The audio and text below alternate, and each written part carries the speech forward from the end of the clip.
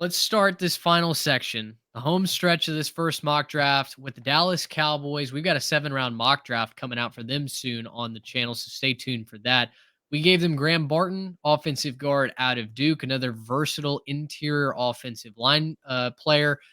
Listen, center was really, really bad this season, both in the pass pro and in run blocking. Tyler Biotish just did not get it done. Questions, I think, about where the true cornerstone guard next to Zach Martin is, and what the Cowboys are going to do there. Is Tyron Smith on the verge of retiring? Is Tyler Smith going to slide back out to tackle? A lot of questions around the offensive line, but to me, if the Cowboys are going to really improve and finally hit the projected ceiling that we have for them in the playoffs, they've got to shore up the offensive line. It was leaky at times, including against that Packers team in the disaster at home. They shore up the offensive line. They get a really solid piece here. Graham Barton. For me, Barton's kind of one of those first, second round grades. I think maybe a guy that's got his tags touching could go in the first round. Certainly could have that ceiling. Could just be a very solid offensive line player. And so I think that's where you're really starting to see those draft grades maybe switch more towards that second round. Talisi Fuagua, excuse me, goes to Oregon State. For the Green Bay Packers, they get offensive tackle help. And then the Tampa Bay Buccaneers go Bo Nix, quarterback out of Oregon. Now, both of y'all were kind of talking about Nix going here to Tampa. Trey, I think you led that charge. We have to just throw it out there. There are folks that have a third or fourth round grade on Bo Nix. Yeah, and this is more of a pick for Tampa Bay. I think Tampa Bay's off season is going to be fascinating. They're going to know way more about what they're going to do at 26 based on the moves that they make, who they lose in free agency, who they're able to re-sign.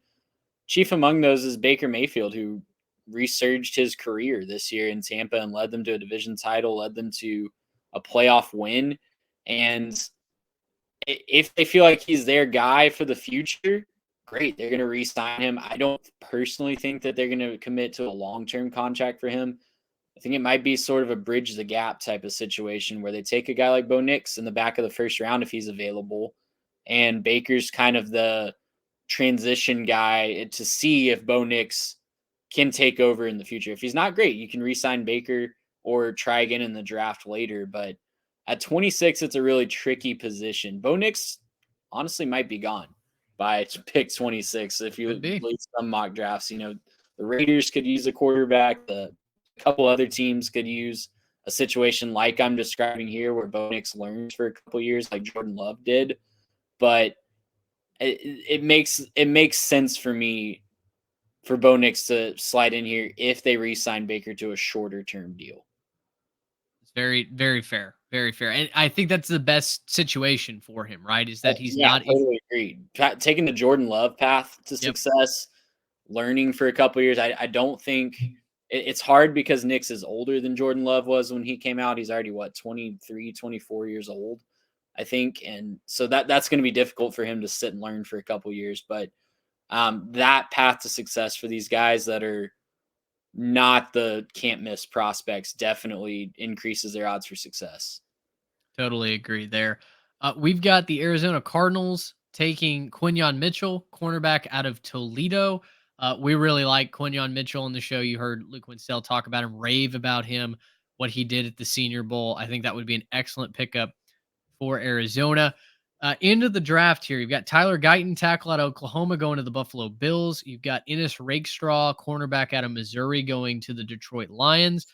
Garrett, Baltimore Ravens pull a sneaky on Kansas City. They take Adonai Mitchell, wide receiver from the University of Texas.